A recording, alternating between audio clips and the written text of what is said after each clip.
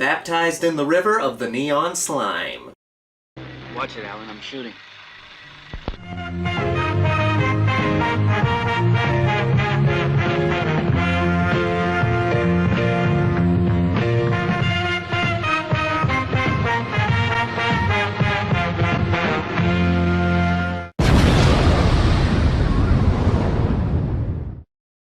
Vice Squad.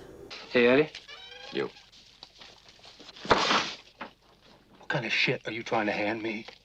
I want an automatic, you understand? Automatic. After way too many years, Vice Squad has finally gotten a proper Blu-ray release, thanks to Shout Factory. For anybody getting into exploitation movies, and anyone who likes a good, sleazy, gritty urban thriller, Vice Squad is a must. In Vice Squad, we follow a single mother known only as Princess. In order to provide for her daughter, she works as a Hollywood prostitute by night.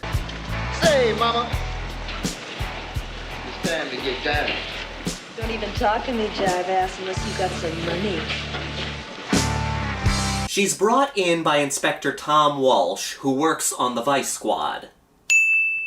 And he recruits Princess to help him catch a sadistic pimp named Ramrod, played by the very entertaining Wings Hauser. He's known for his over-the-top performance in the So Bad It's Good movie Tough Guys Don't Dance. Seriously, if you want a good laugh, get some friends together, get some alcohol, and check that movie out.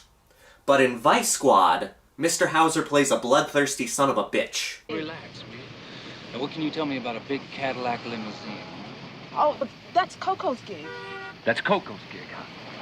Who the fuck is Coco, bitch? After successfully capturing Ramrod, he escapes police custody and then goes out to get revenge on Princess for setting him up.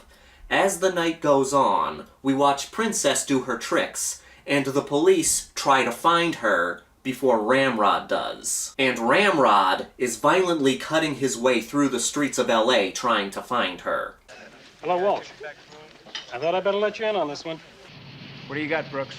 Some joker just cut the gonads off a sugar pimp named Dorsey. Could have been your boy.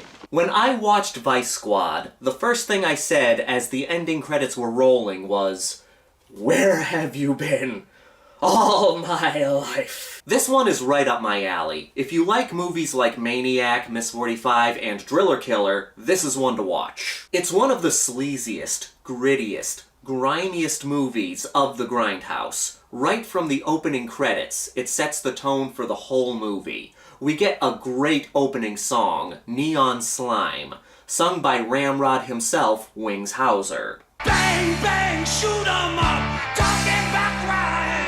Everybody swimming in the neon slime. You can feel the grit coming off the screen. The movie takes place in Hollywood, and people have always had a romantic view of Hollywood. Sunshine, swimming pools, movie stars. But Vice Squad takes an honest look at what the streets of Hollywood were like. Just like any other city, it had hookers, homeless, and drug dealers. Where are you going with this girl? Going to Don't hell, go with honey. them. Going to hell. You're rotten. Rotten. You want to burn, huh? Want to burn? I'm the devil, baby. Vice Squad brings you into the world of prostitution and pimps. True, it's kind of an exaggerated view of that world, but it still gives you a peek. To prepare for the role of Princess, actress Susan Hubley spent her nights researching prostitutes, what their lives were like, and their frequent locations. What'll $50 get me? Well, a whole lot of pleasure. Half and half, straight, head. The movie uses lingo that makes the dialogue feel all the more authentic. When a prostitute sleeps with a John, it's called a trick. When a prostitute does not have a pimp and just goes out on their own, they're called outlaw. Princess is an outlaw. They do a good job at portraying what Princess has to go through as a prostitute. And to be clear, there is a difference between a prostitute and a whore. We ain't no whores, Mr. Honky Policeman. We're prostitutes. There's a difference? Oh, get it away, stupid. Well then I'm a whore. They don't treat her like a sex symbol. They treat her like somebody just doing a job. That job just so happens to be sex. She even gets together with her fellow prostitutes at the bar and they talk about their night. You having a good night? Nothing but freaks and freaks. I tell you, nobody wants straight sex anymore. She comes across some people with special interests. There are some weirdos in this movie.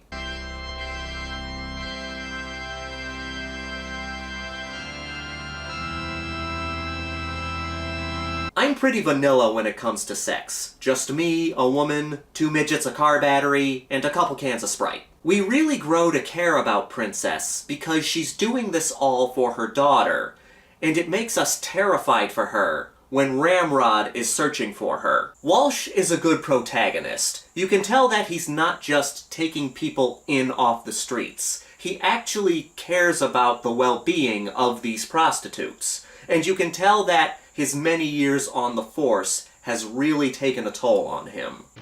2 dead junkies. One is 16, the other one's 14. Well, I spanked a couple of freaks.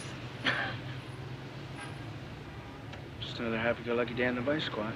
It keeps you on edge because the Vice Squad is desperately trying to find either Ramrod or Princess before Ramrod finds Princess. But they're always one step behind him. But now for the scene stealer, one of the most terrifying pimps ever put on film.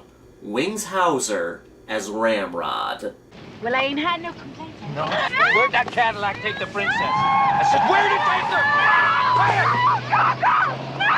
her? This guy is one of the most underrated villains in film. I put him up there with John Ryder from Hitcher as one of the most underrated villains in movies. Rest in peace, Rutger Hauer. This guy is a complete sadist. He loves inflicting pain.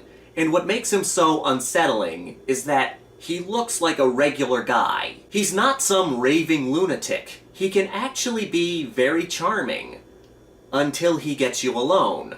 Then he's going to beat you with a pimp stick. You ain't gonna be able to give my moneymaker away for quite a while.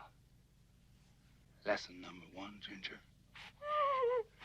Holy shit. The scene where he escapes from the cops shows just how brutal he is.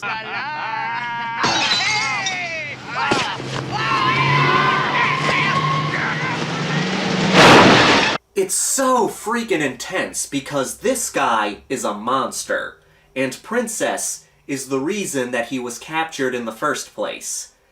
He's so obsessed with getting this woman because he wants to do some very bad things to her. If anyone looked at you the way Ramrod looks at Princess, you would shit yourself.